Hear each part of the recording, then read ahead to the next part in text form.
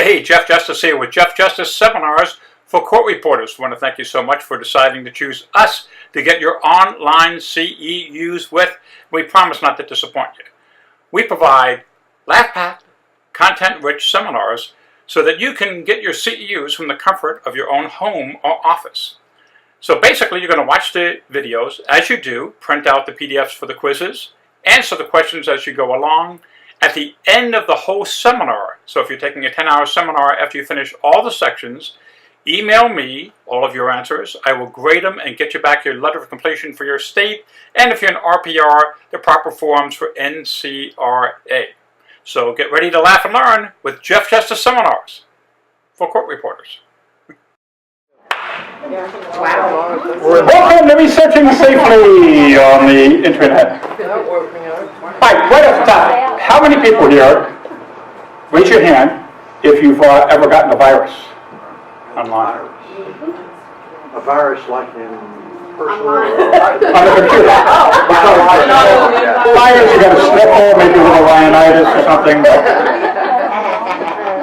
So do you remember what you were doing when you got it?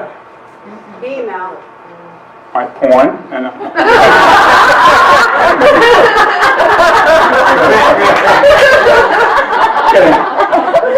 She say that. Somebody said it. She's at me. He's a comedian. Yeah, I tell you the stupidest one. My wife was, for a while, she was making fondant cakes. You know what fondant is? If you ever watch those shows where you caramel stuff, marshmallow stuff. So she was doing a cake for my daughter's high school. They were doing a play, and it was about Egypt, and she wanted to make a pyramid, and downloaded a picture of a pyramid, which came with a virus. That just, we wanted hundreds of dollars taking it in, getting the thing cleaned out and worked on. Anybody else pick up one in a dumb place, or just, yes? I had a very interesting experience. This was probably about 5 years ago, and it was kind of one of those situations where my computer started acting up, and so I kind of Googled some people, and they said, hey, call us for tech support. I called this company. It was I'm an idiot for doing this, but it was an international company. So I'm telling them my situation, my problem, my computer's not acting up. She goes, okay, yeah, of course. Okay, well, and then she tricked me. I didn't realize that she was actually gaining access to get into my computer. Right. She got inside of my computer, and she goes, can you see me typing to you right now? And I'm like, yeah, okay. I was trying to get just my Yahoo, whatever it was. And she goes, okay, for $299, I will put your computer back in. It's ready in its previous state. And I'm like, oh, no, I don't want to pay the $299. So the next thing I saw on the bottom of my computer screen, your husband sucked in bed. And she killed my entire Yahoo account. She killed my entire computer. She was in my computer. Your husband sucked in bed. And I lost everything, like years of emails. Isn't that weird? So let me ask you this. I'm like, you know my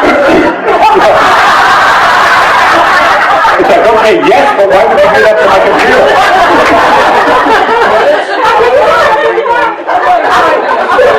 All right, so let me ask you this. So when your computer started acting bad, did you then get a message from this company, and then you followed that? I reached out.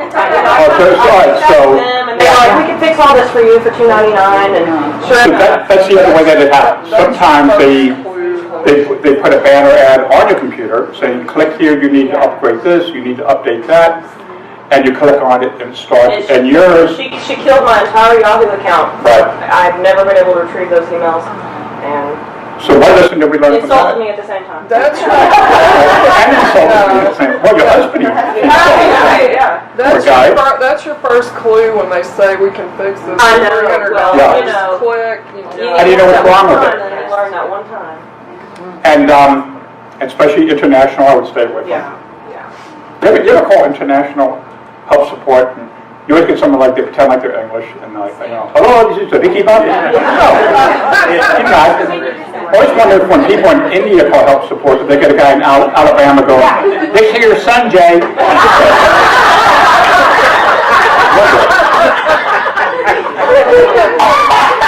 What's your question? Yeah, those are the type of viruses I'd get. It'll have to do with email, and then it'll start multiplying itself and sending it to everyone in your email address. Right. And those are very irritating because then you get emails from your business associates. Why are you sending me this? Right. So we're going to talk about that in a little bit. That's irritating.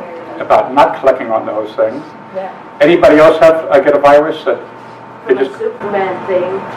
Superman thing? Yeah, I downloaded a Superman for my screen Yeah. and it Came with a virus. everything. Ooh. Yeah. Yeah, you can get them from apps. Some apps you download will do that. Right. I've deleted most of Social my media. apps. Well, now, and what she's saying is some apps would do that. You downloaded a picture of Superman and got it. Now, with the app on my Macintosh, it will say before I download it, said this is from an unidentified source on the internet. Are you sure that you want to do it? And I actually have to go to security and say, yes, I am so stupid, I want to do this, and I'm going to knock off my security, and they go, okay. Any other ones that people have gotten? I've done the ransomware where you had to pay them and they were true to their word and they then unlocked it, made them find sense. Now, I experienced that. I That's had how we got it. I had somebody contact me, and it was really scary because I unfortunately had what I thought was a great password, and it turned out to be a pretty simple one. And I mean, in the subject it says, "We know your password," and there was my password. That we have put this key tracker program on your computer, and if you don't send us, I think it was like $2,500 in Bitcoin, then all kinds of things. And I was just like, oh, the hell with you. And I'm not paying any ransom thing on it. And I immediately changed my password, so I don't know if that did any good, if they already had the key tracker software, but what I did was I just disconnected it from the internet and then changed the password and reboot and stuff. And I got 3 of the same exact type emails from different people. So, it seemed like it was a spam thing. Strategically locking some files periodically over time, like when we were trying to figure out, can we not do it, whatever. So we got a card. So they were actually doing that here. Yeah, I mean, so they actually were already in there, so we're like, screw it. I mean, it was a tax write-off. And they were true to their word, so I was grateful for that. Life lesson. I got something that just came on my computer and wanted me to pay money, and I said, I'm not falling for this. I picked up my computer, took it down to my guy, he got it off real quick, and he showed me how to do it, and they did it 2 to 3 more times, Right. and they didn't bother me anymore because I knew how to get out of it. So, I keep it in my drawer. so you had something come on your computer. You were smart enough to take it down to your computer guys. They cleaned it off, showed you how to do it, and it still came back. They left you alone. Yours was a ransomware because they were locking up your computer. You had to do something. And I mean, ransomware is a real thing. I'm just lucky whatever the guys were that were after mine really didn't have control of my computer. Somehow they got my password, but that was it.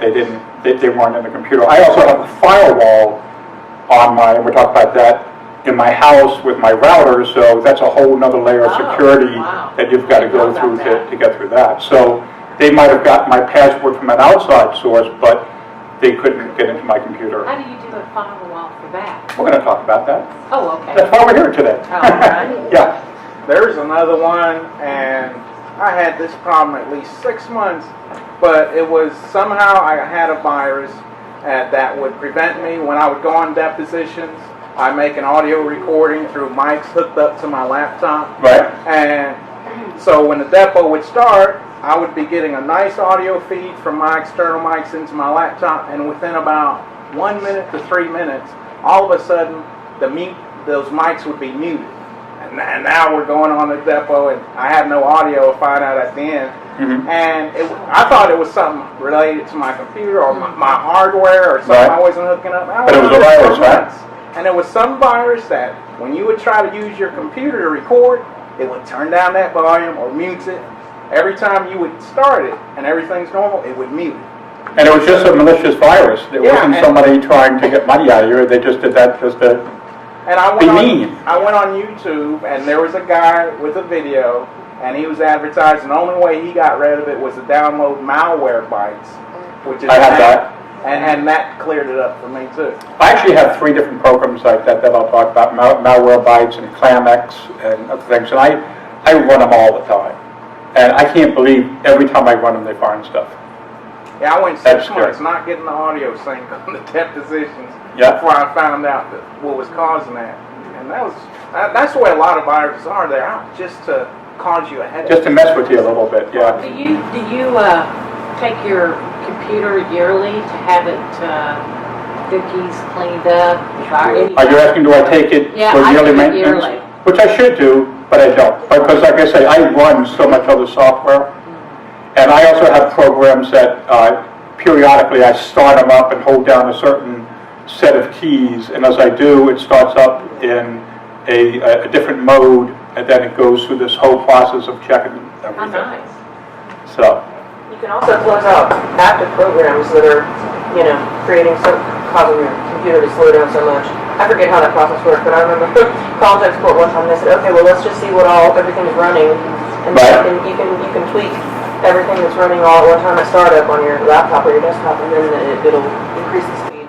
yeah, I have that on my But you need to be pretty menu tech now. savvy to figure that stuff out, but yeah. Yeah, and in the menu now in Macintosh, there's a thing I can click on this laptop. It's not on my desktop, but I clicked on it, and I just did it the other day, and I looked, and here's all the programs that are running now, how much memory they're taking up, Yeah. and you can just go, okay, close that one, and you're fine. All right, so has anybody been hacked? Whether it's your credit card or anything else? You've gotten everything. You're just a trouble spot. But I've never had my identity stolen, thank God. But I have had things where I was up in New Jersey and I only used my card at 2 places, at the hotel we were doing the seminar at and the gas station on the way home. And by the time I got back to Atlanta, somebody had bought 2 airline tickets from my credit card. Yeah, that's happened. So that's all that happened. And I wound up canceling the credit card and redoing Caught it. it quick. Yeah. And that's the only time they ever tried to use it. I mean, it's like that day they could have used it all day, all over the place. They got the little readers on the Yeah. gasoline stations. Yeah. It happened to me, and since I check my bank account daily, I caught it. So, And yes, and some of the warning signs of that is you're at a restaurant and you give the waiter your card and they're gone an extra long time. I would start checking right there. I mean, go on American Express, see if there's any charges coming up or anything. And you know what they're doing with your credit card number? They're selling it on the black market. Because I would get charges on my American Express from someone in like Poland or Germany. Exactly. And they would put like these $1 and $3 charges randomly throughout the whole month. Right. And then American Express would call me, hey, did you put these charges on your card? And then I've had to replace the card and get a new number. Well, I haven't set up with American Express if I'm out of Atlanta, or I'm ready out of the United States, and I make a charge, and I don't tell you that I'm out of the States, contact me immediately.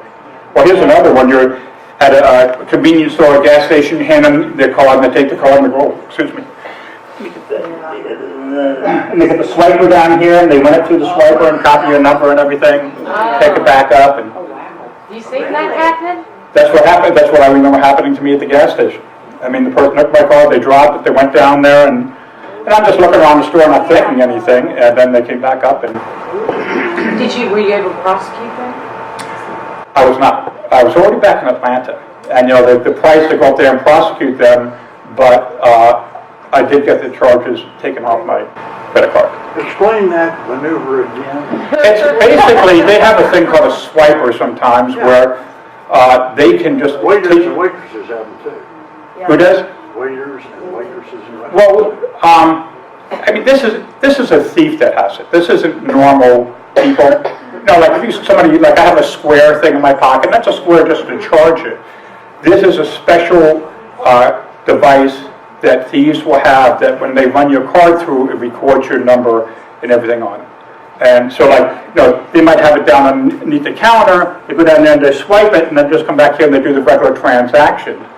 Well, that's not making a charge right then, all it's doing is just stealing your information. And they'll use that later. My bank is really good about calling me if there's anything that looks weird. And also, I have set alert for a certain amount of money that ever comes out of my account. I get an immediate email, and if it's not me, then of course I'll call them. So check with your bank. You can Make sure that they're contacting you if you have any abnormal charges. And I had that with American Express. I mean, it immediately comes up, a large purchase was made on your account. A purchase from such and such was made on your account. Another thing too, I had a couple of issues. I started using PayPal probably about, 12 years ago or so.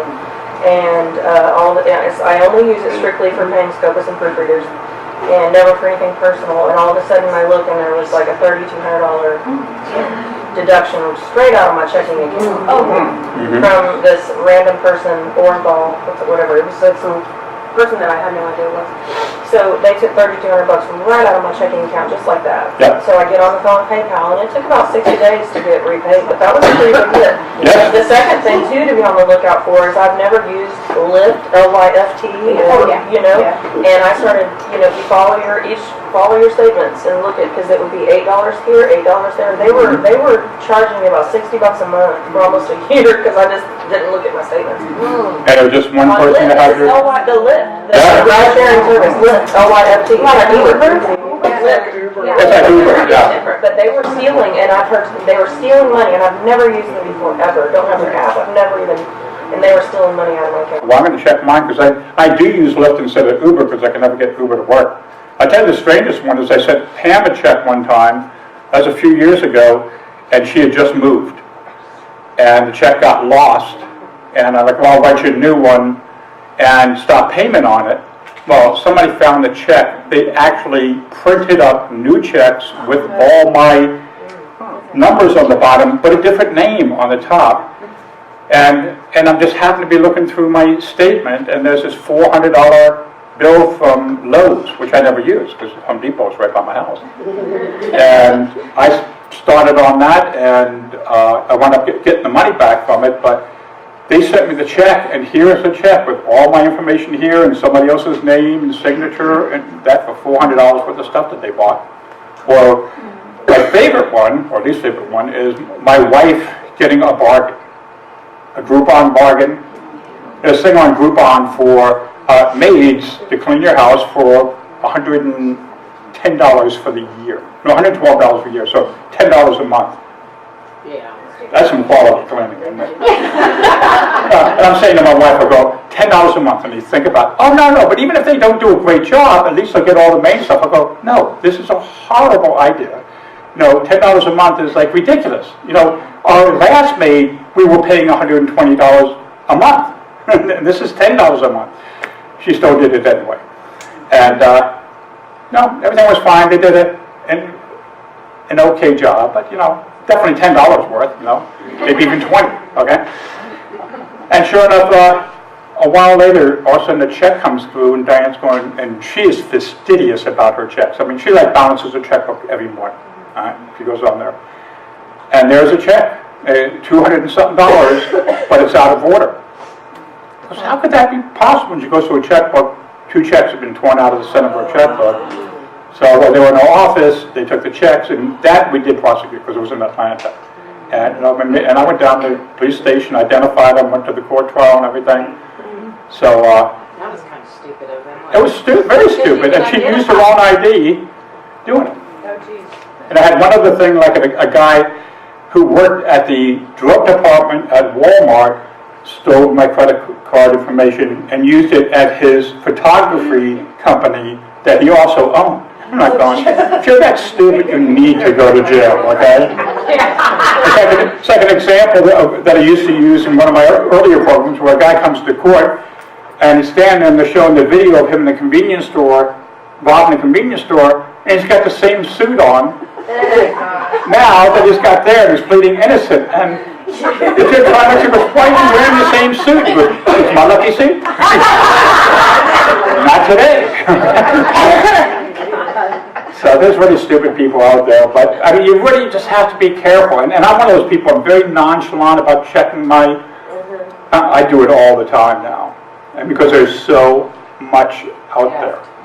I mean, it's insane what you think people can do. I actually watched a woman one time, I don't know if it was in 60 Minutes or what, and she challenged the reporter and said, I can get all your information, your credit card information, everything, with under 3 minutes. He's like, no way. Goes on, gets on the phone, gets on with the credit card company, and she just goes into this act, and she telling the story, and oh, my husband, everything, and then, honey, baby, please, just stop crying, please, could you help? And she's pretending she's got a baby there crying, all this stuff, and within 3 minutes she had all the guy's information, everything set. And the guy just looked at her, just dumbfounded, okay? And then the other bad thing that's coming up too is, you guys are starting to like really go, no, not something worse, right? Is Moore's Law. You know what that is? Moore's Law, M-O-O-R. I've heard of it. And what you heard of is, it started back in the 60s and 70s, no, I guess it was later than that, it might have been the 80s, with computers and their memory and their power. And it said every, at that time it was every 16 months or so, the power of the computers would double. So they've been doubling and doubling and doubling, and now, where they used to do thousands of processes per second, they're now doing billions. And the next step is going to be trillions. And what that means to you is that if somebody's trying to hack encrypted software, something that used to take years and years to try to figure it out because it only did billions of calculations per second, and now it does trillions, and now it can be done in minutes. So it's not here yet, and then it's going to double again after that. So it just keeps going up. So that means the crooks also can have that power too. So you just have to be very safe. So what this program here is today is to hopefully open your eyes to things that are out there and some of the things that you can do. If there's things that you're doing to be safe out there, and I'm not mentioning, we want you to mention that too, right? So we can all share it. So let's just do one person at a time when we do this. Okay, so first, what not to do online. Okay. I know you're worried about losing your personal identification there, but surely there are better ways of protecting it. Okay, you guys carrying the safe on his back. So in the handouts that you have, which is this one here, it's the rest of the one that I did, this same one here. So it's the first page there. So fill and keep personal information professional and limited.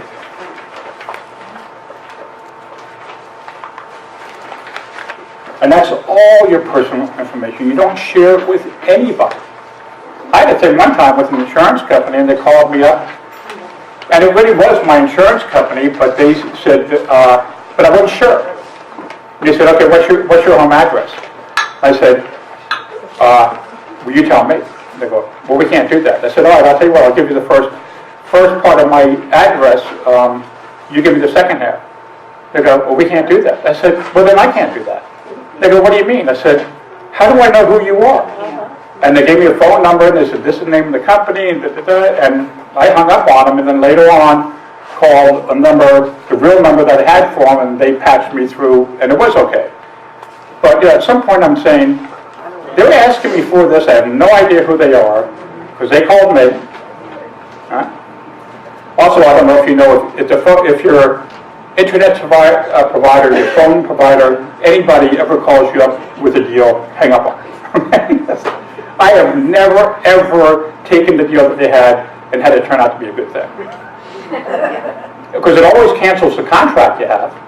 So if you've got a good contract, especially if you're grandfathered in at a lower price and all this, as soon as you okay that next contract, that is all gone. That's right. So even if it's fake, even if it's crap or whatever, as soon as you cancel it, that's it.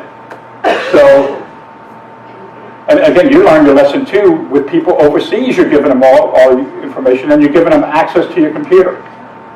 So you have to make sure that the people you're dealing with are legit on there. Right? Keep your privacy settings on. Everybody know where the privacy settings are on their computer? No. So if you have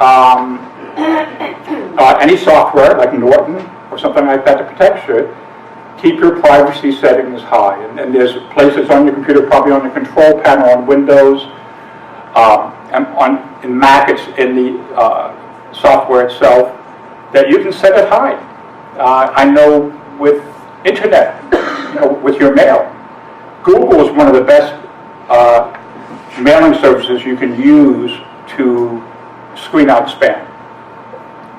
And the way you do it is that even if you don't normally use Gmail, you can open up a Gmail address, which is free. All right, you can forward all your mail to Gmail, and then from there forward it to yourself.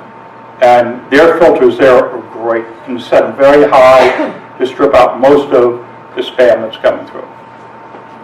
All right, now understand too, when you get a spam email, when you just click on the email and it just opens up, it's not putting anything on your computer. You have to click on one of those links there, or banner, or picture, or whatever, in order to activate it. So there's some things like you're having doubts about, well, let me see, just open up the email, you look at it, and we'll do some examples of that later on too. That hasn't put a virus on your machine, but you got to click on something to activate it. It's like vampires, you have to welcome them into your house, like you did. And now the bad part is your husband sucks at that. You could have gone through your life without knowing that. All the things she could have said to me, it was like, I think that's so funny they did that. I used to, when I would get telemarketers, I still get them sometimes. There's one time I decided, just to take my holier than thou stance, and I just start lecturing the person, going, really, how can you have a sleazy job like this? I mean, really, have some respect for yourself. Go back to school. I don't remember what I said to him with that. I started getting calls at 2 or 3 o'clock in the morning. So, at least my phone's in the other room. I didn't hear it. So keep your privacy settings on and keep them on high. All right.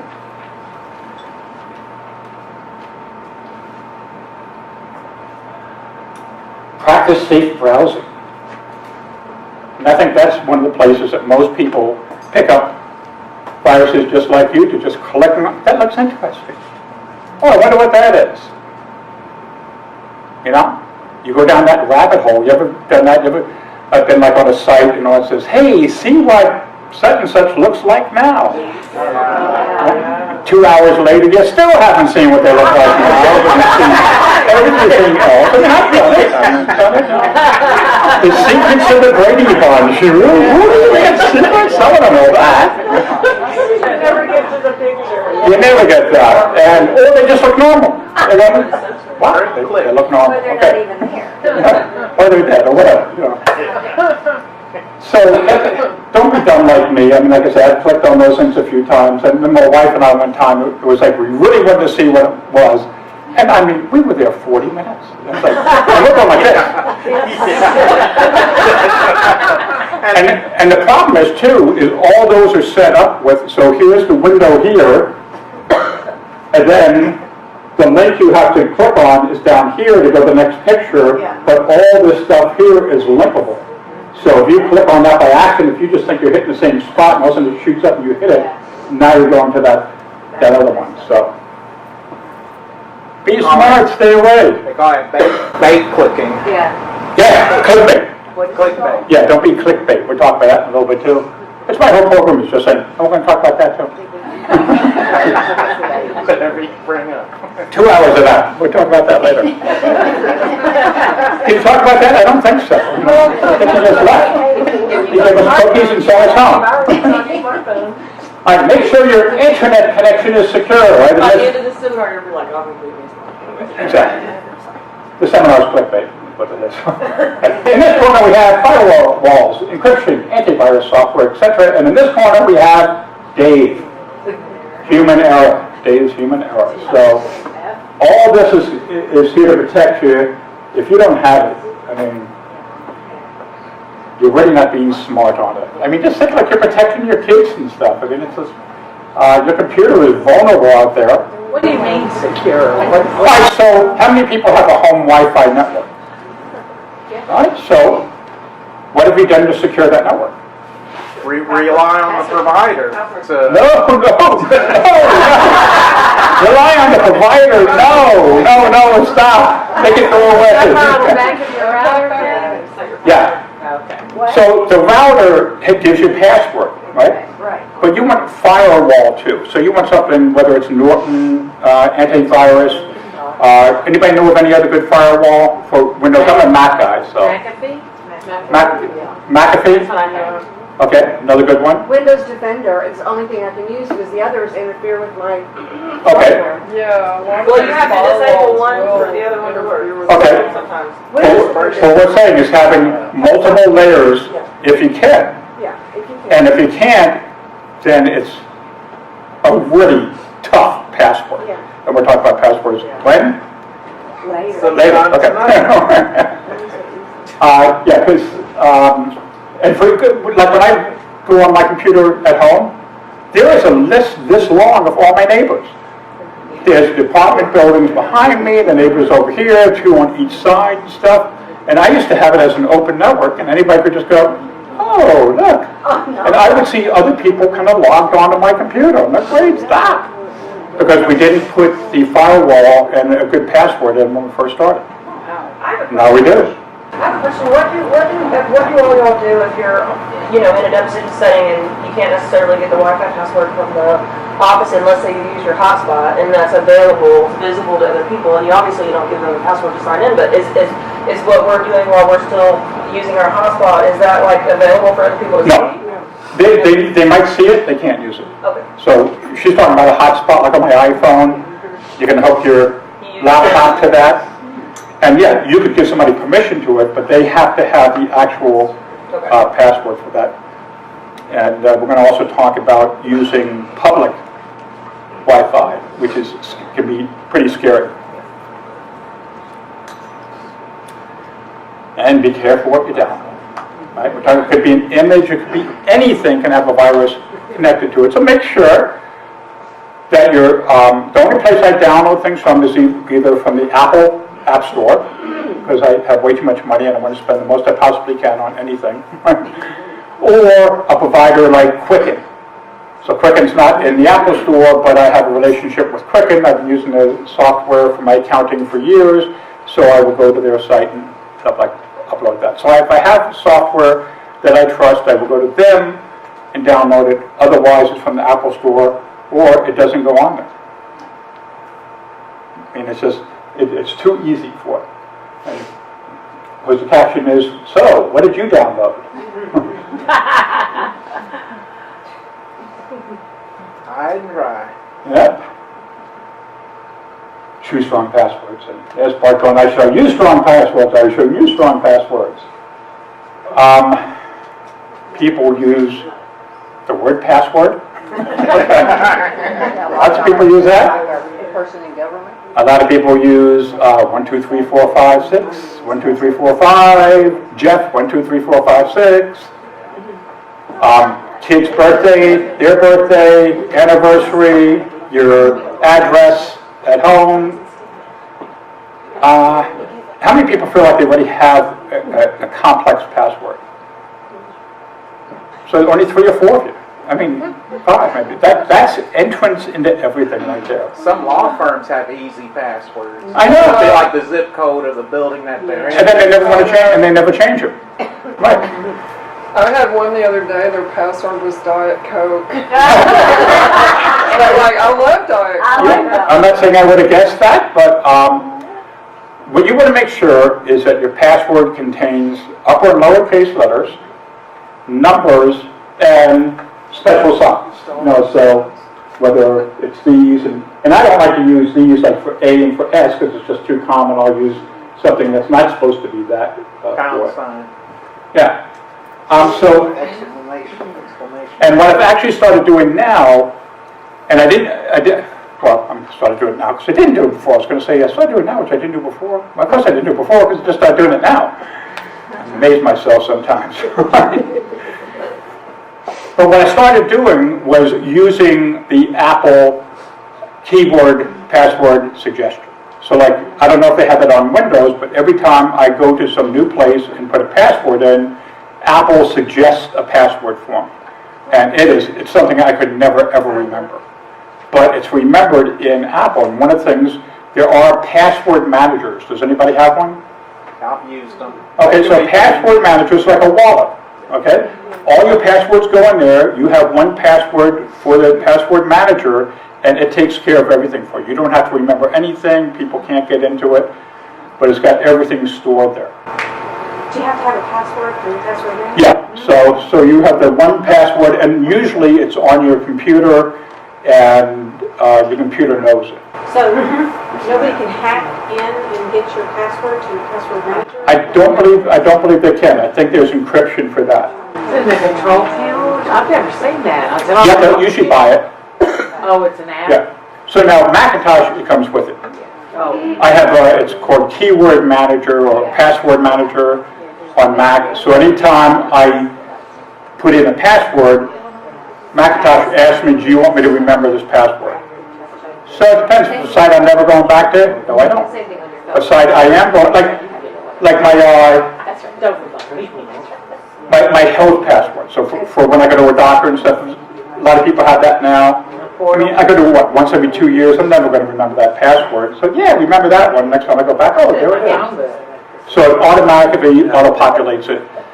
You don't have to worry about it. So write down that look into getting a password manager. Make your life a lot easier. And the great thing is, once you have it, it's on all your devices. Because it's in the cloud. You know what the cloud is? Most people, it's basically computers someplace else that store your information for you. And all your devices have access to it. That scares me. Not having my stuff somewhere else? I don't know. Yeah, and that's fine. You got to feel comfortable with it. I tell you what's insane is I just realized that I had to, I didn't have any room left on my hard drive to back up my computer. And I was looking at spending hours and hours taking, because I had two 4 terabyte hard drives, and I figured out between the two of them we could put almost all of it on one and open up enough space on the other one to do it. And I get an email from my trusted Macintosh source saying, on sale this weekend, 6 terabyte WD hard drive, which is good quality, $109. Yeah, that's a good price. Yeah, for $109, I mean, my time's worth that. I ordered it. It's going to be at my house on Tuesday. And basically, I will just take that one drive. I won't even mess with the other two, and I'm going to set that up, what we call Time Machine, which is Macintosh's backup. So if anything happens, like my computer died about 4 months ago, the guy put in a new hard drive for me. I went, plugged it in to the backup drive, hit restore, and it took about 24 hours. There's got a lot of stuff on there, all your videos and everything, and it restored the whole thing, and I couldn't believe it. It's the first time I'd ever used it, but that was wonderful. It's just a backup thing? Yeah, it's a backup, but it completely backs up your whole system on, and you set when you want it to back up. You can have it back up every hour or once a year. You know, you decide. It does it constantly, as whatever you determine. What you decide. And Does what it clear your computer of all that? Yeah. Does it clear your computer? Yeah. No, it backs it up. Just backs it up. So everything stays on your computer, it just makes a copy and puts it wherever you want it, whether it's the cloud, which you don't. Right, so you would be great getting a hard drive. Yeah. So this is the power of the hard drive. Right. I have an external hard drive, but I don't know if it's big enough to back up my entire computer. Yeah, so what I'm saying now, for $100, you can get you can probably get a 2 terabyte hard drive, which is more than you would ever need probably, for like $75. Yeah. I mean, it's like nothing, and yours is data, it's not all video. Yeah, I'm not working. So that's what I'm saying, folks. What is the name of that again? It's just any hard drive, Oh, it's external hard drive. an external hard drive. Yeah. So that's for the people that don't want to use the cloud. Right. I actually use both of them. I have stuff, because I mean, this way, if I ever lose all my videos of y'all, there goes my business. All right, so I have them stored on YouTube, I have them backed up on the cloud, I have them on my computer, and I have them on hard drives. Now the problem with hard drives is, if you're not backed up online, God forbid, there's a fire in your house, everything's gone. That's So, true. iCloud comes in handy, right? so we call that backing up stuff offline. What you used to be able to do when we didn't have thousands of gigabytes of stuff on our computer, you could take a DVD, put it in there, back up all your data on it, go to your safety deposit box, throw it in there once a month, come back with a new one, have rewritable ones, and just keep changing. I did that a lot. But it's just, it doesn't make sense now. You know, you'd be going there with like 30, 40 DVDs. Yes? What is the cloud again? I keep thinking there's a little cloud up here. So imagine this room here. Huh? Imagine this room here filled with hard drives, or what they call servers. So there's just On the internet? thousands, just here, just this room. Imagine they could start it. How do we access it? So, I'll tell you that, one thing at a time. Oh, So you're asking what it is. yes, sir. It's just a bunch of hard drives that are connected to what they call servers. So basically, those are connected to the internet. Like I have iCloud with Macintosh. So when I say something to iCloud, it goes through the internet, it goes to wherever the location is that they have their servers, and it's backed up on multiple servers. So if one of them dies, your information is still there. And it's just like having a hard drive right here, except it could be 2,000 miles away. Right. It's not up in the air. Okay. It's not like this cloud and all your information. But how do they know it's your stuff? That's all encrypted. Oh, Yeah. If you have Case Catalyst, everything's on. I'm on the oil cloud. version. I'm so Yeah, everything's on the cloud now. And what's that called? Case Catalyst. Case Catalyst. So the Case Catalyst, it's all on the cloud. Despite your fears, we put it on there. Old school catalyst.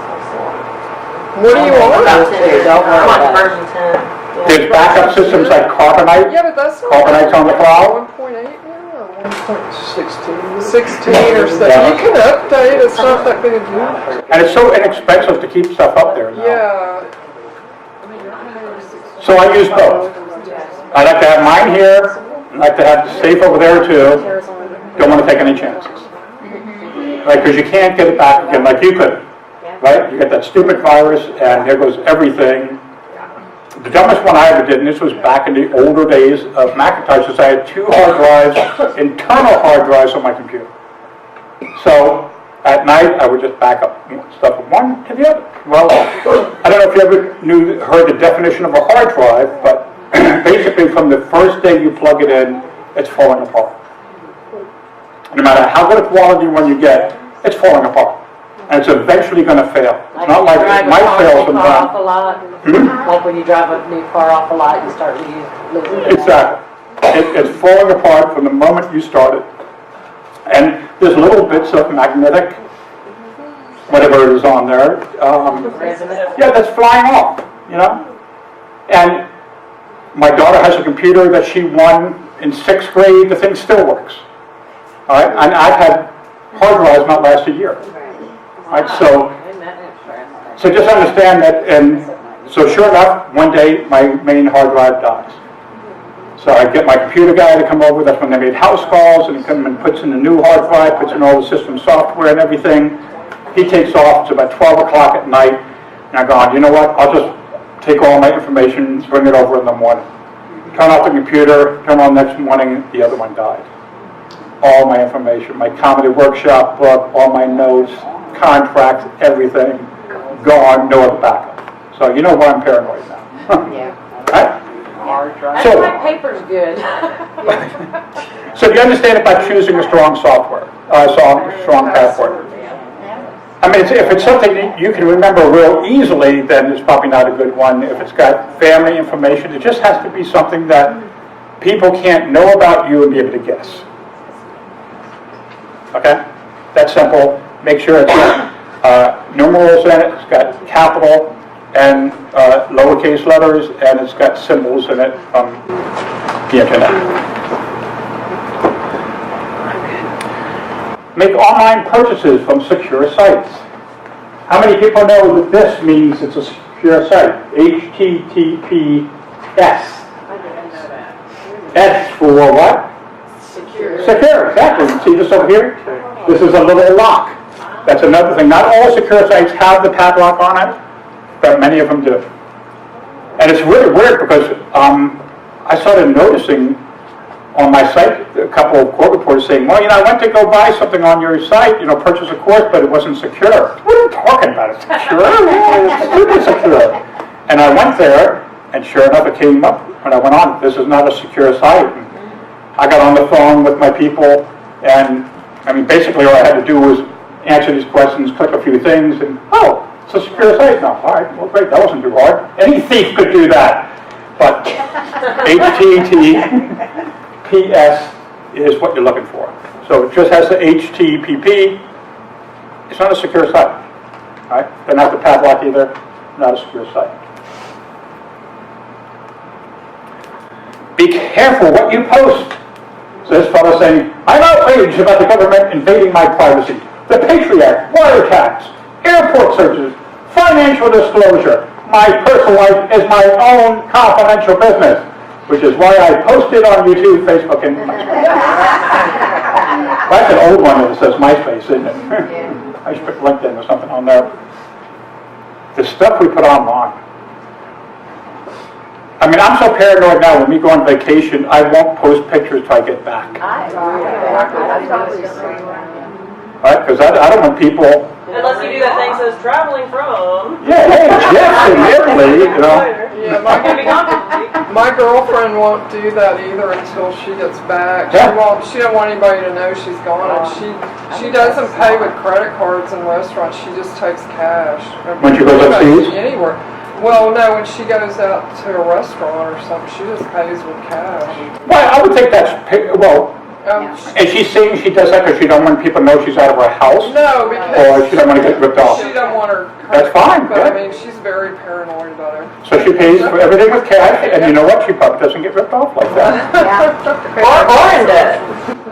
Yeah. So, I mean, so that's another level of it, is, you know, pay cash for everything in restaurants, gas stations, what have you, and nobody gets your credit card. But it's insane what people can do with your credit card. I mean, they can. I've had friends that had house loans taken out, cars bought. I mean, you just name it. You know, before they knew anything that was going on. So again, set those safeties on your credit card accounts, so they tell you when something happens. Always like this one. Truthfully, do you really laugh out loud at all my texts? Be careful who you meet online.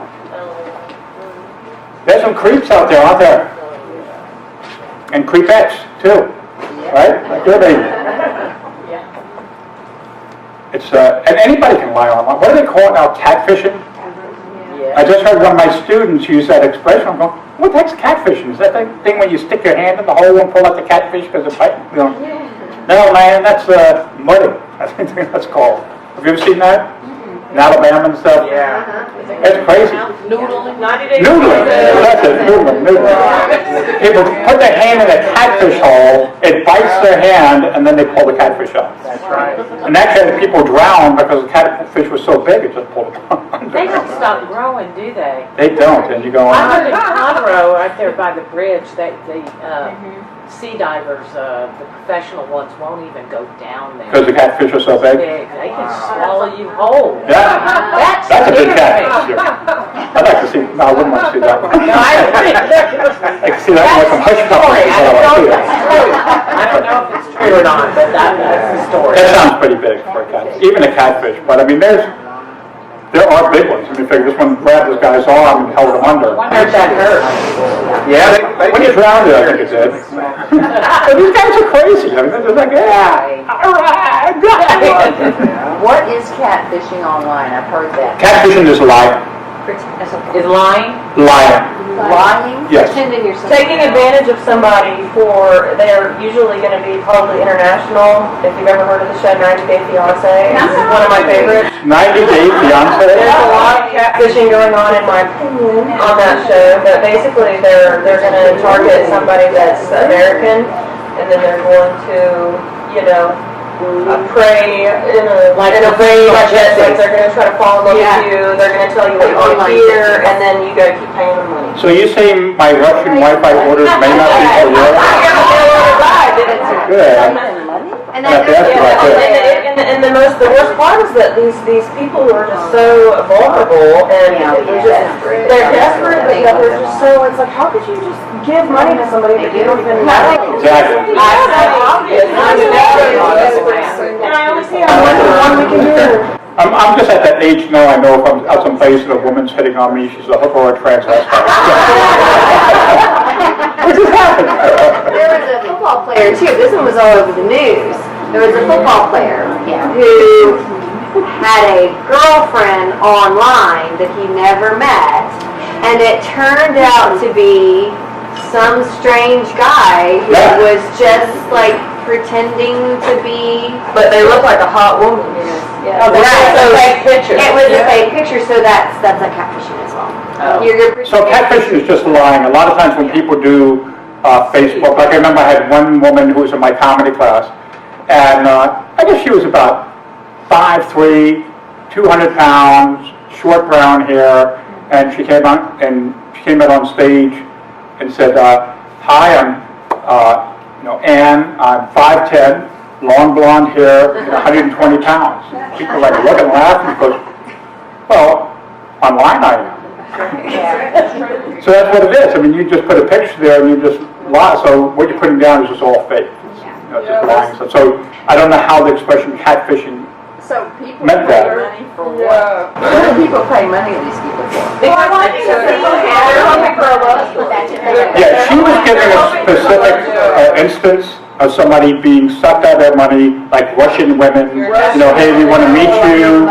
They pretend like they're in love with you. They just send me money so I can come be with you. And you're sending them money. They tell you that they'll come over. On TLC. They'll tell you It's that they'll Okay. come over here and then they'll do it and they'll steal by. So a good example, did you ever get the Nigerian prince emails? I can't believe that people are so stupid that they put the word Nigeria in an email. Like, oh, well. And you know what's funny? I had a comedy student from Nigeria. And it took me forever to convince him to start with this joke because he just didn't get it because he was from Nigeria. And I go, this would be really funny to Americans. And he came out and he said, "Hello, my name is Kene.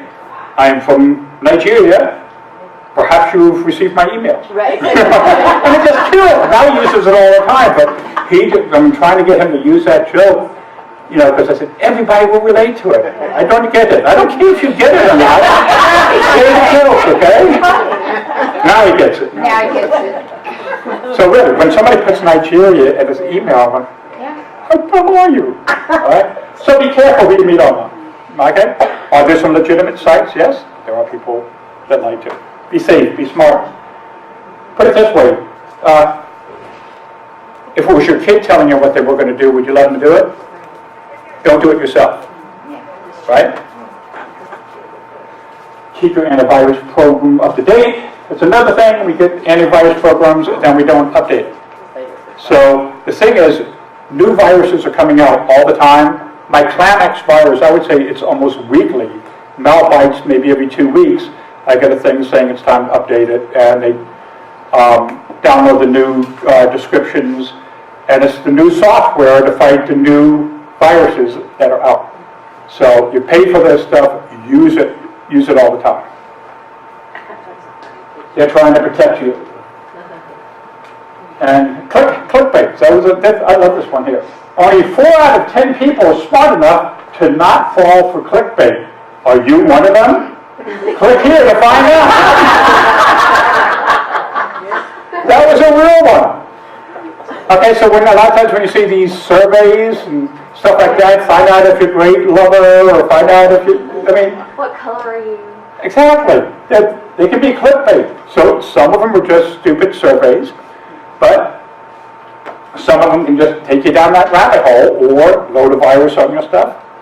But I think that one just says it right there because people like that. I'm smart enough not to do it. Really? Okay. Okay, so that's the end of that part here. We were talking about emails before. Okay, so this apparently is Philip Brotherton.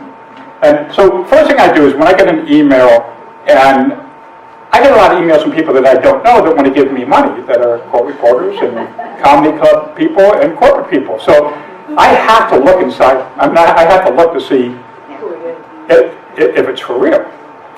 So the first thing I do before anything else is I will click on their email address and see if it matches. And if it doesn't say a normal email address, it's gone. You know, if you get something from, let's say, AT&T, it's going to say da-da-da at AT&T, let's say .com. It's not going to say AT&T memberservices.com, or it's not going to be from at AT&T email. It's going to just be AT&T.com. Okay, that's their website. Almost all these things I click on, it's not a legitimate email address. So right then you can just delete it. So it's stop worrying every day, Jeff, because I'm worrying every day. Protect your family for years to come. No punctuation. Don't wait until it's too late.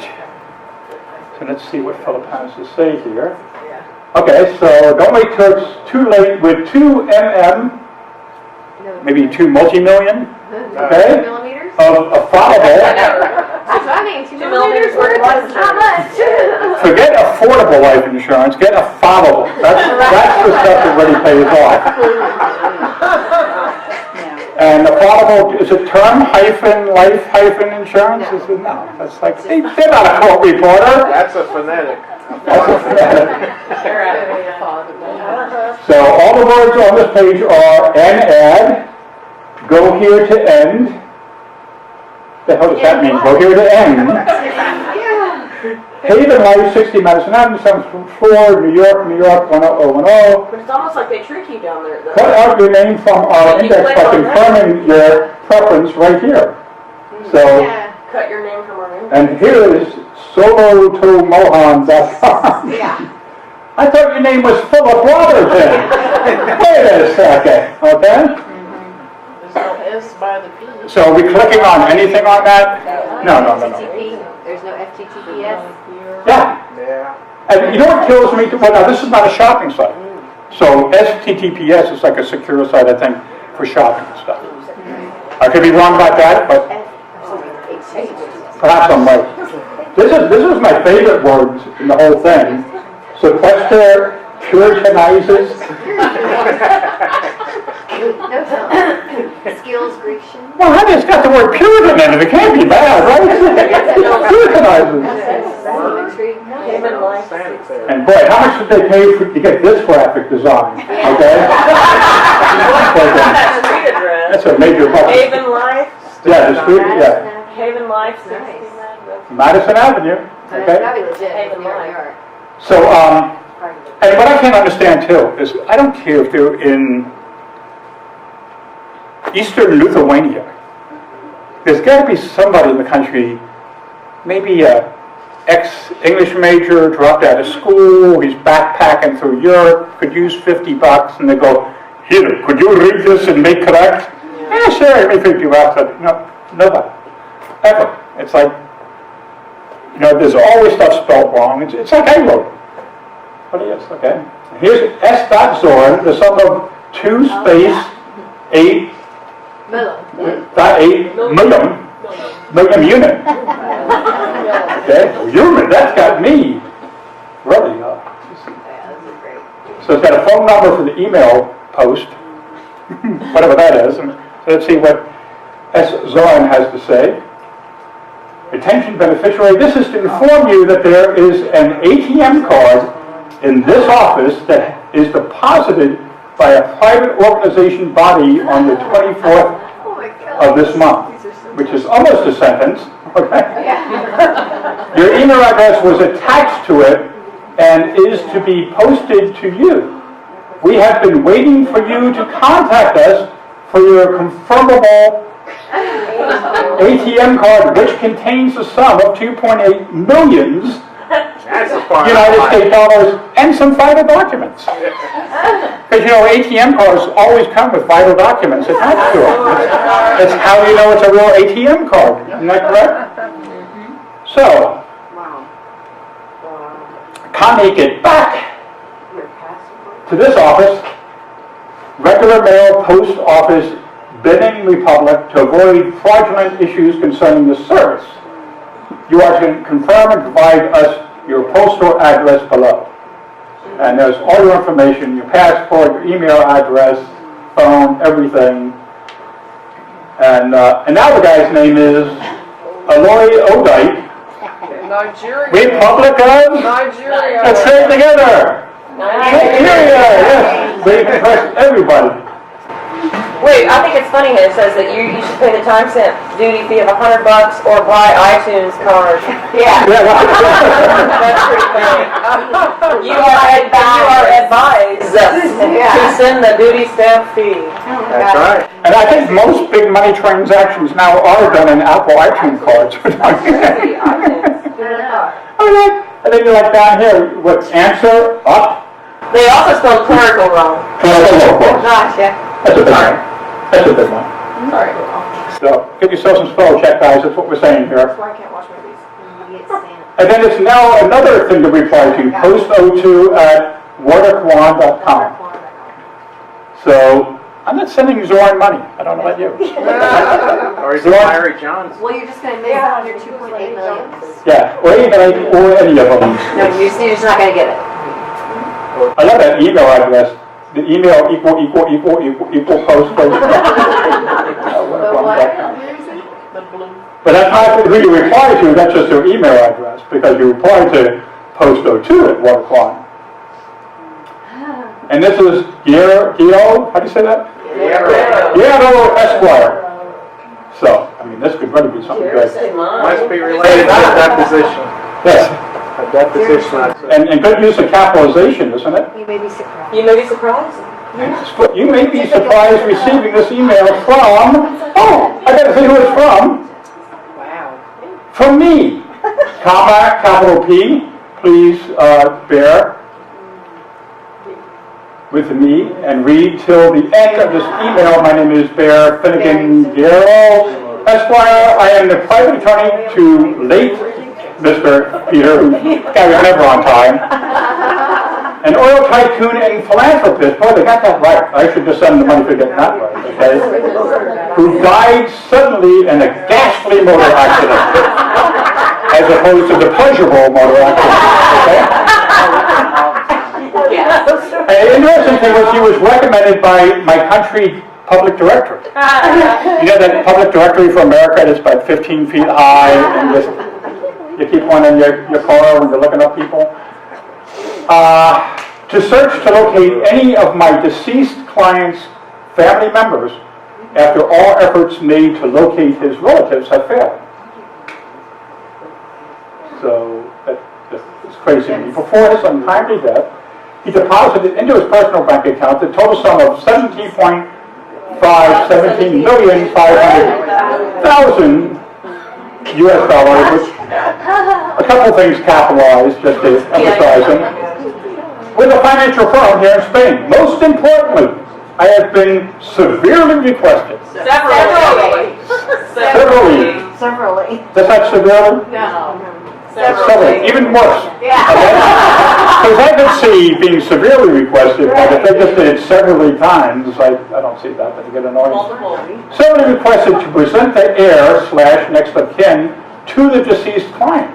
Because the deceased client wants to meet his next of kin. Because who doesn't? Once you die, you really want to know who's out there. To apply for payment, else the funds will be diverted to the government treasury account as forfeit deposit. Now this is where it gets interesting. For this purpose, I seek your permission to permit me to present you to the bank as the heir to my late client, as both you bears the same surname. So that the deposit funds will be legally released to you before the government automatically possesses the money as unclaimed funds to the deceased. Are they possessing the money to the deceased? Or not? Okay, I skipped a lot. The transaction will be executed under a legal arrangement that will protect you from any infraction of the law in case you are not biologically connected to the deceased. I mean, it's a possibility that could happen, right? High risk. Slight risk, my book is covered. My book is It covered. finds you after all. All I need is your sincere cooperation to enable us retrieve. Missing a preposition? Yeah. Okay. To retrieve the funds successfully, I wish to clearly state, so you know it's not a scam, that 20% of the money will be donated to any charity organizations of our choice, while the remaining 80% is shared equally between us. 50-50, not bad. However, do accept my sincere apology if by any means this email offends your moral ethics. Perhaps kindly get back to me for further explanation if you are interested. And send them all your information. At least they're not asking for iTunes cards. At least. Well, once they have all that, they can find anything they want about you, believe me. They need so little information. And this was I found interesting from Dave S. This Bible passage stuns medical community, basically what it was. Is the Bible may have well cracked the code for longer life, and its implications have absolutely stunned the whole medical community. So the entire medical community never ever guessed this, but it was in the Bible. And you can tell it's the old Bible because it's very old looking. Genesis 19 and Deuteronomy 29 mentions this nutrient, no space, that seems to inhibit the aging process, protecting your cells from the ravages of time, yet everybody back then forgot to take it. Protecting their body from the ravages. We had the nutrient, nobody wanted to take it. One that has the ability to prevent, stop, even worse, some of today's deadliest diseases, and when mixed with any diet, no matter what you eat, pizza, you can make pizza and milkshakes, it strengthens and enhances your health better than any man-made remedy.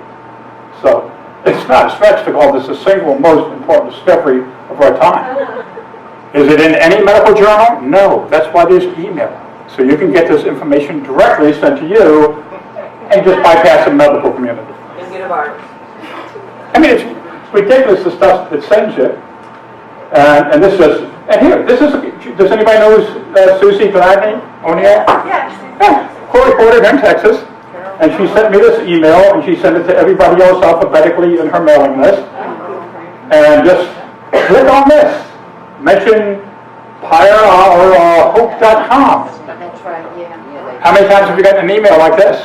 So this is phishing. This is when they get a hold of your, like my contacts, let's say, and then they email every one of you. It's from Jeff. Jeff sent me something. Let me see what it is, all right? Well, first of all, if you click on Susan Gladney, most of the time it won't be her email address. It'll be another one. All right? And if anything, all they have is just a link and a name, or a link and a phrase and a name. Don't click on it. But what's interesting is my brother Jim would send that to me all the time. He'll like find stuff, and it'd just be a link, and I'd say Jimmy. And even though I know he does it all the time, before I will open that, I would either email him back, hey, did you send this to me? Or I'll call him. Because I'm not going to click on it. All right, so that's the first thing, to opening that door and letting them in there. It seems so harmless, but stay away from that. Okay, and these are just other things. This was a whole series of email addresses that I clicked on, and then when you went to it, it was a different email. I was going to show you that, but I didn't need to. So the next thing I wanted to show you, I love this thing I found. Anybody ever watch TED Talks? Yeah, I've heard it. All right, so TED Talks are basically experts like myself who, if you want to call me an expert, put mail, okay? And, oh wait, I'm going to do it this way. TED tool, there we go. So TED Talks are usually anywhere from 14 to 18-minute talks. Most of them are informative in nature.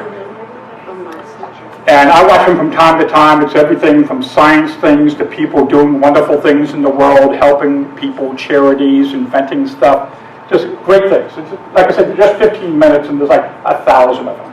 My professor Yes. does it in her history classes. Okay, great. Your professor does it? Yeah. So like I said, the great little things are free. They're out there. They're very high quality. Yes. Now, a lot of times locally they have things called TEDx Talks, which I have a lot of friends that have spoken on those, where it's not the big sanctioned TED Talk, but it's like a local thing. So this is a fella, and I like him. He's from England, and basically that's what he did. Hear him. But that's sort of funny because it's like one of those things. I think all of us at some time wanted to reply to one of those things. And he's a comedian in England, so he kind of took it to the ridiculous level of it. So I thought that was cute. All right, so let me ask you, how many of you all have kids still at home? How about not at home anymore, but still listen to you? Oh, the hands were right down. I just sent my youngest daughter some virus software for her to put on her computer because she's always hitting these shopping sites and stuff like that. I'm like, just put this on. It's been a week now. She still hasn't put it on yet. But I'm sure I'll get a phone call. Dad, my computer. But it's crazy out there for kids. And I mean, I don't want to scare you, but I'm going to, okay?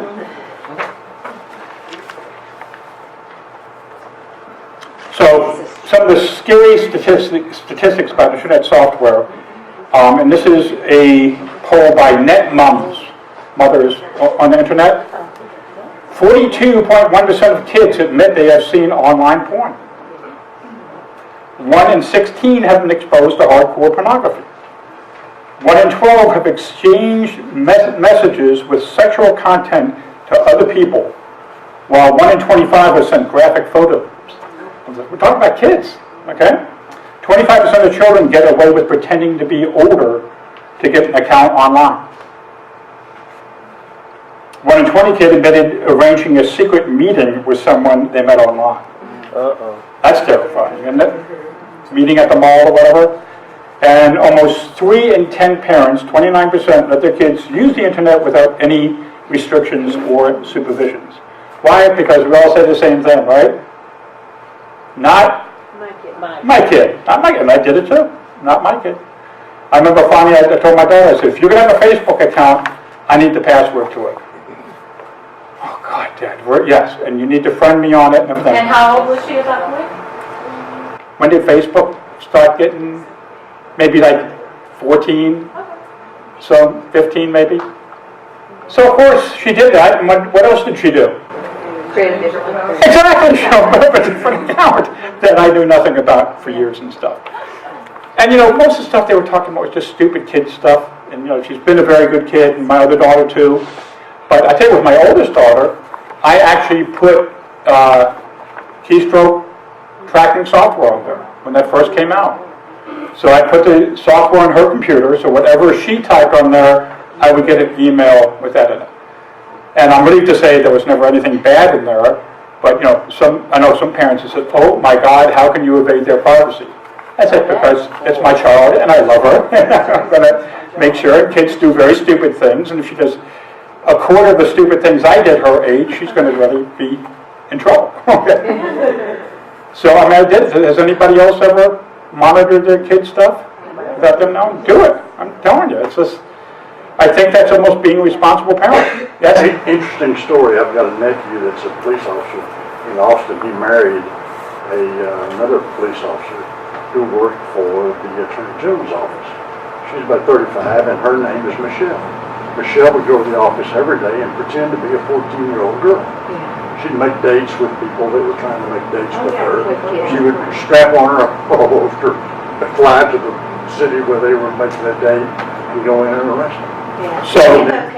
So your friend's wife was a cop that pretended to be a 14-year-old girl. Yeah, but there is some protection out there. They're working on it. But the problem is they can't keep up with these that come out. It's crazy. I have a lot of child pornography cases, and the way that they send things, these videos, it's crazy. It's insane.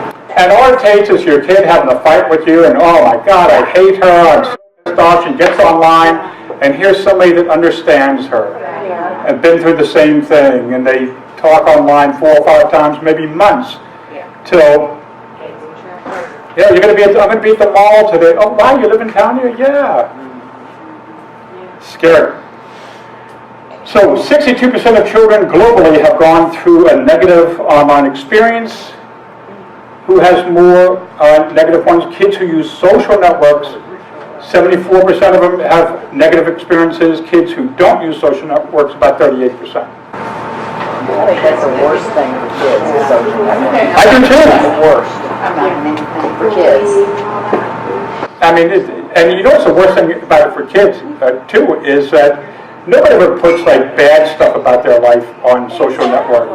You know, if I'm on Facebook, I'm not telling you all the stupid things my kids did. I'm bragging about they want this, they want that, and it makes everybody just like, oh, I wish I had their life, or you're traveling to someplace fantastic.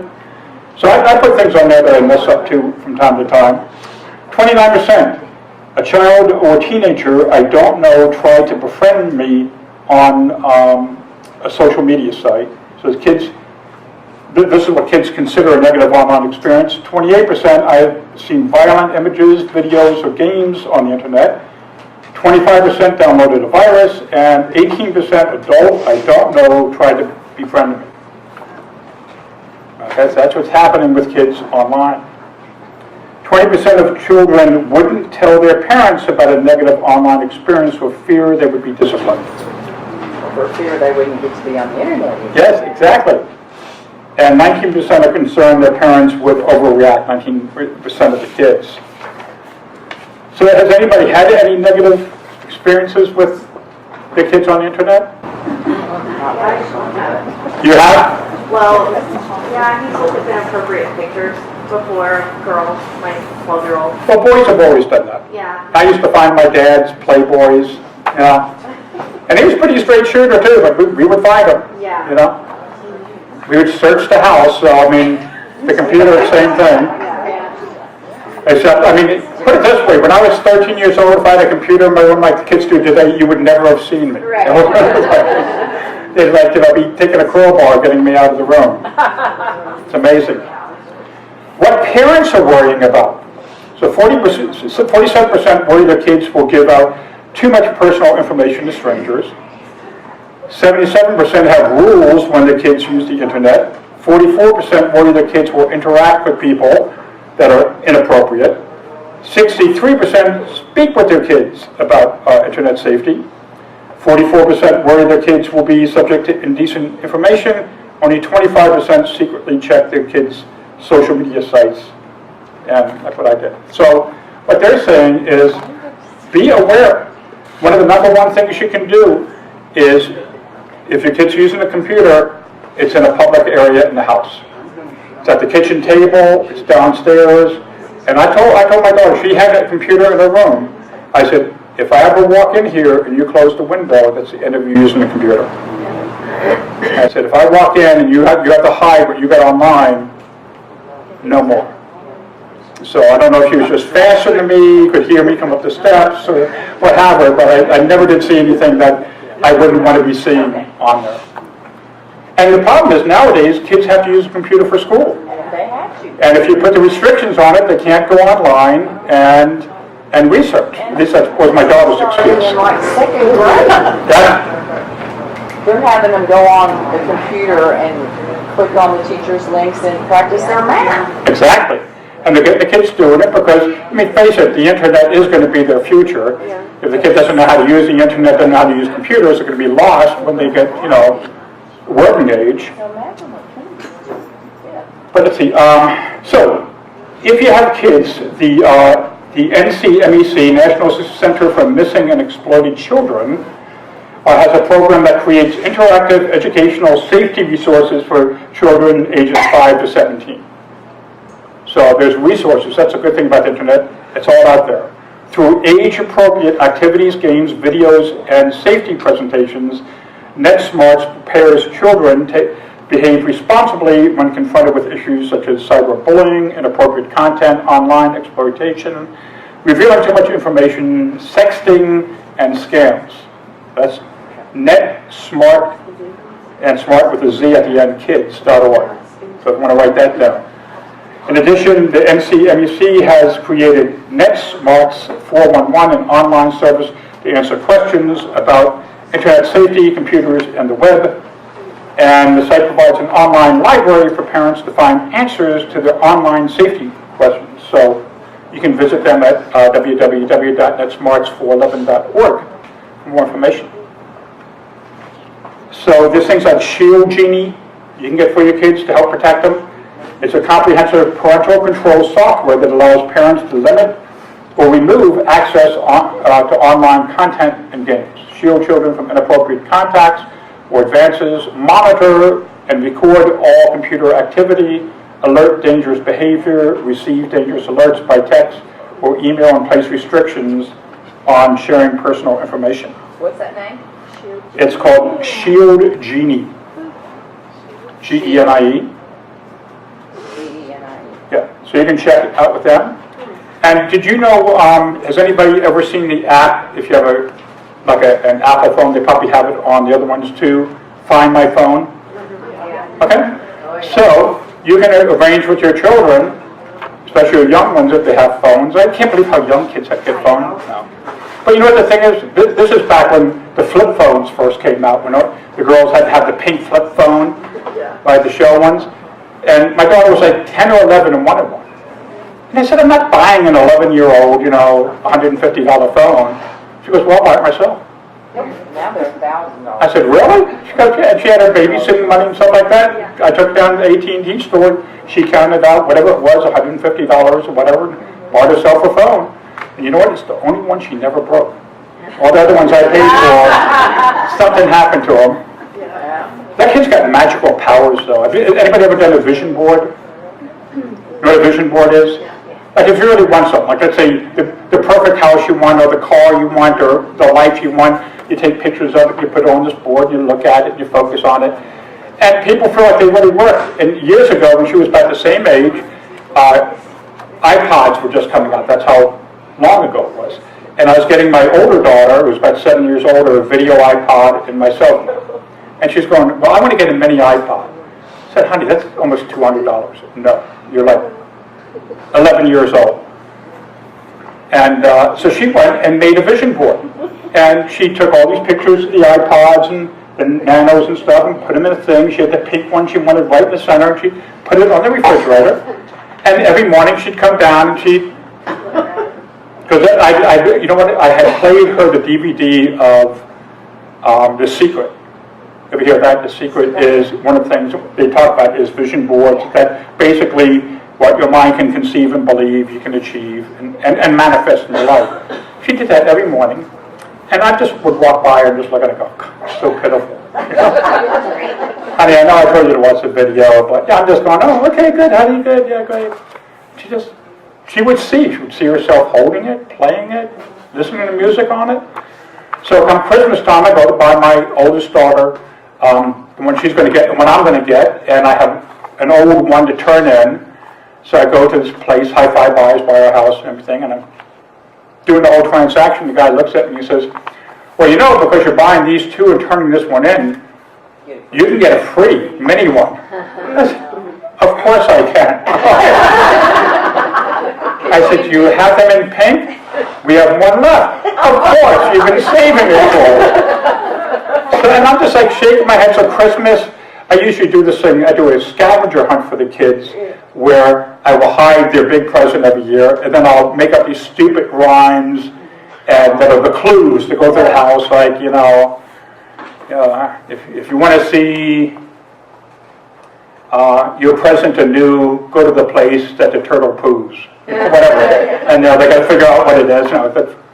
So it's a tradition I started years ago. So sure enough, she finds her, and I got it in a big box, inside another box, wrapped up and everything. Even have weight in there so that, she can't guess what it is.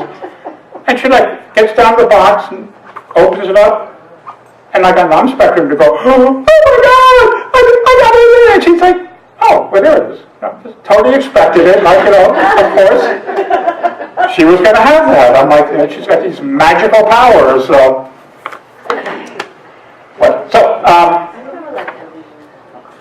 What are some of the other things here that I want to hit before he goes?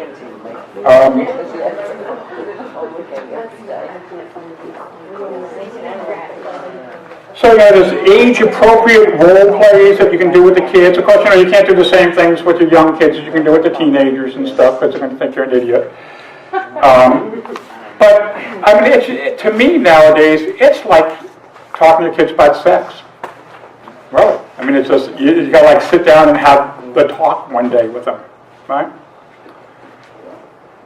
And one of the things I've tried to teach my kids, which I think is important for all of us to remember, and it hit me about 5 years ago when iPhones really were coming out. They all had the cameras on them, and you all started seeing these embarrassing pictures on Facebook and stuff.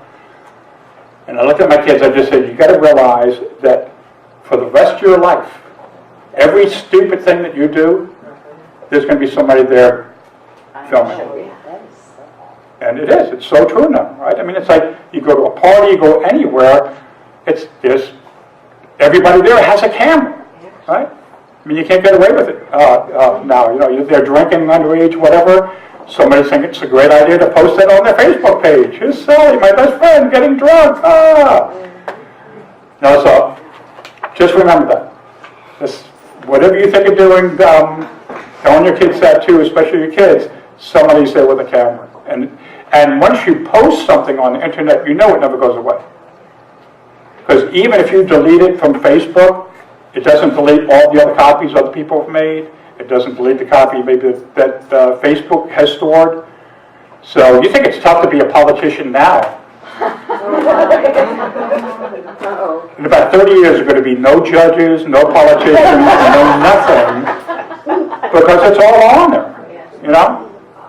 I'm supposed to go back to my, like, 50th high school reunion next year. They want me to, I did like a comedy show there last time. If I do it this year, I'm just going to look around and going, all the reasons why I could never be on the Supreme Court. Because everybody there knows my secrets, right? You know, I have a college buddy of mine that has videos of us at parties, drunk, just being dumb, not doing anything bad, not doing anything illegal, or anything, just being stupid. But it's stupid enough that if somebody showed it, they'd go, is this who you want running the country? You know? Always wanted to say to the people that were coming against Kavanaugh, and I'm not for him against him either way, but I just wanted to say, you know, I heard that at one time you used to your diapers. I'm just saying. Okay, and you wet your pants a few times too, okay? I mean, it's like, how far back do they go, you know? In his past life, you know, it's all out there, and it's out there forever and ever and ever. So, and this is another thing, when you post pictures on Facebook, they say now don't do a frontal, a front shot of it. Matter of fact, some of the handouts there, I think there was some other things I wanted to put. Yeah, don't do a frontal shot, because now with face recognition software, they're able to scan that. They just wound up catching 4 different Russian companies who have been scraping Facebook, and scraping means they go and take information off of pages and stuff, and they've been using facial recognition software, and with that they can make fake IDs and everything else. So they're saying, of course, I doubt that people are going to start posting their pictures on Facebook like, hi, that's me having fun, undisclosed location, So watch out for pop-up ads. Never click on those. First of all, legitimate companies don't use them anymore, right? So don't ever click on one. Use a separate email account for shopping. How many people do that? Oh gosh, no. Like email? Separate email. So just go to Gmail or Yahoo. That gives you a free email address. And whenever you shop, that's the email address that you use. That's a good idea. And I also never tell them that they can keep my information. When you go to checkout, to go, would you like us to keep your information? No, I wouldn't. Yeah. Never, ever, ever, ever. And choose credit over debit cards to use on there. And a debit card, they still can get into your bank account, because that's right to your checking account. But debit card, though Clark Howard, who you should write down, Clark Howard is my consumer guru. You know of Clark? Right? Well, because of Atlanta, right?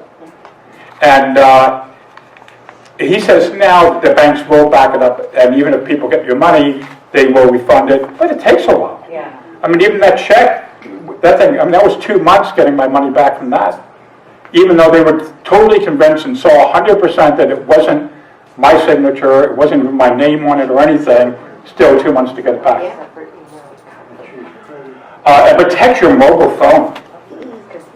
Even though everything we do on our home computers we protect, your mobile phone, do you know there are actually devices now that can just clone your phone, somebody standing close to you?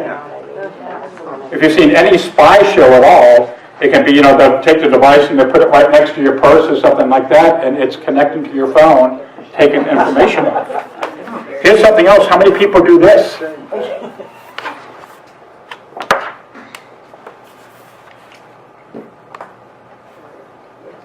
Yep.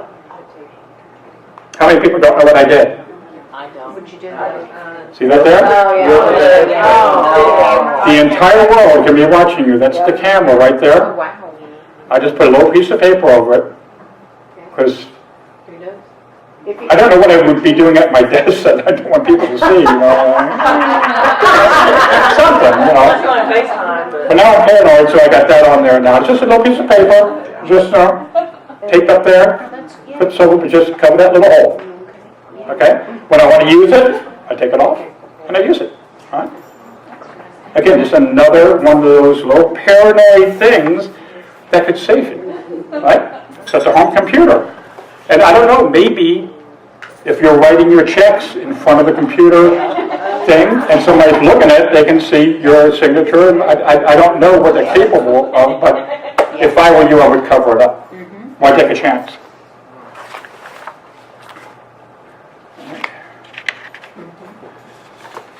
And and the other thing I wanted to say too, I was talking about before, that I said I was going to talk about later, is using public Wi-Fi. Because most public Wi-Fis aren't protected.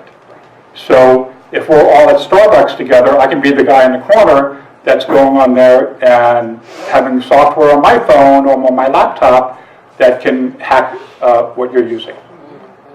So I don't know about y'all, but my phone company, I'm with AT&T, and they've given me a deal now where I have unlimited data, unlimited text, and unlimited cell phone calls. So why would I ever need to get on their Wi-Fi? The only time I have to use Wi-Fi is with my laptop, because I don't have it connected cellularly to the internet. So if I don't, and even then, I should be using my phone with the hotspot instead of using the public stuff.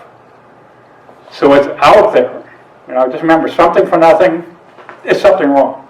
Okay, people offering to do stuff for you online. Let me see. Anything else on here? I have a question. I just thought of it. You know, like when you're in a deposition, do you have problems with people turning on their phone and recording it? Pam, would you like to answer that? I have had that happen. Do you catch them? You know, the one time I did catch, it was actually not the phone, it was a guy walked in late, and he turned on, the only reason I saw it, I went to go to the restroom at the break, and he was recording the whole room, not just the witness, but the whole room on his computer, and I said, turn it off. And he didn't like that. He goes, I do this every deposition. I said, it's on right now during your break, and you could be catching private conversations, turn it off. And he did turn it off, he wasn't happy. I've had a few people record with their phone, and you know, if they tell you they're recording, that's one thing, because isn't there a law in Texas where if you tell somebody you're recording, but if they don't tell you and they flip it on, they can't do that. They could be getting private conversations. So I usually start, and I didn't say this earlier, but a lot of times I start my depositions, I watch people where they put their phones, they put them on the table. I say, please everyone turn your phones off or put it on silence. And I kind of look around and see if they're turning them off, because I don't really want them. I think it's not right to be recording. Yeah. And that's my own opinion, but I feel like they could get private conversations. And I think it's wrong. It's a legal proceeding. They don't allow it in court. I don't think it should be allowed. So the question is, when people want to record using their phone, Pam is, if they don't ask permission, she definitely tells them to turn it off. If they do ask permission, Texas law says they are allowed to record.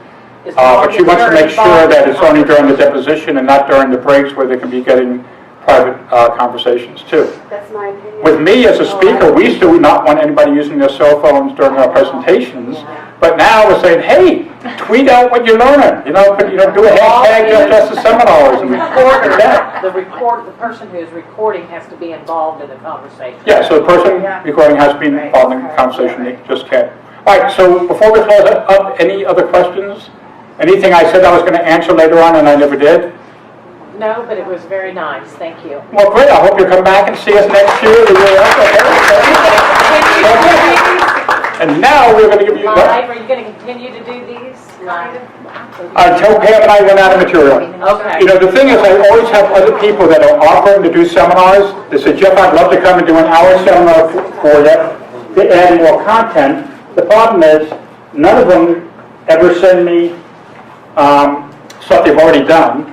I'm not going to put somebody up here who's not at least entertaining, has a sense of humor, because you all go to enough seminars where people are going, all right, turn to page 4, read down, and Well, what if, well, you've got to repeat something at some point in time, so If you have anything you want us to talk about, please email one of us. Okay. email Pam, If you have- because she's much more knowledgeable on it. If you have a topic you want to, just please email me.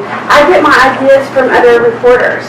okay. You know, that's how I got my organized desktop thing, because I saw my friend's computer and oh my God. You know what, let me Well, there you go, you're done. How easy was that? I hope you had a great time taking this program. Now you have a few more CEUs to add to your CEU bucket there. Now remember, if you're taking one of our longer courses, please wait until you finish all the seminars before you send us your answers. And please try to, if you're going to put them in an email, copy them in one straight vertical line, separated by the different course titles. And that makes it easy for me to grade, makes it go a lot faster, and I don't make any mistakes. Well, not so much. Okay. And also you can scan them in order and send them to me as well.